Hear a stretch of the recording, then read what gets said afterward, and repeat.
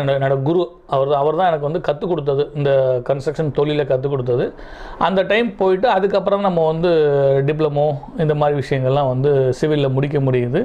அதுக்கடுத்து ஒரு பிடெக்கும் வந்து நம்ம வந்து டிஸ்டன்ஸ் எஜுகேஷனில் பண்ணுறேன். அதுவும் வந்து கம்ப்ளீட் பண்ணியிருக்கோம். இது வந்து நான் வந்து ஸ்டார்டிங்கில் வர்றேன்.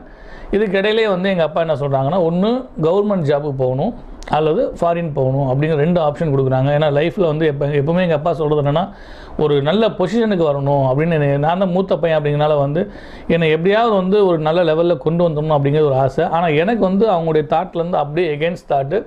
எனக்கு வந்து கவர்மெண்ட் ஜாப் போகக்கூடாது, என்னை வந்து ஃபயர் சர்வீஸ்க்கு, போலீஸ் இதெல்லாமே அப்ளை பண்ண வச்சாங்க. ஏன்னா என்கிட்ட வந்து ஸ்போர்ட்ஸ் சர்டிஃபிகேட் வந்து 3 ஸ்போர்ட்ஸில் வந்து டிஸ்ட்ரிக்ட் லெவல் இருக்குது, 2 ஸ்போர்ட்ஸில் வந்து ஸ்டேட் லெவல் இருக்கிறதுனால எப்படியாவது இவனை வந்து போலீஸுக்கோ இல்லை வந்து ஒரு ஃபயர் சர்வீஸ்க்கோ கொண்டு வந்துட முடியும் அப்படின்னு அவங்களோட கான்ஃபிடென்ட்டு.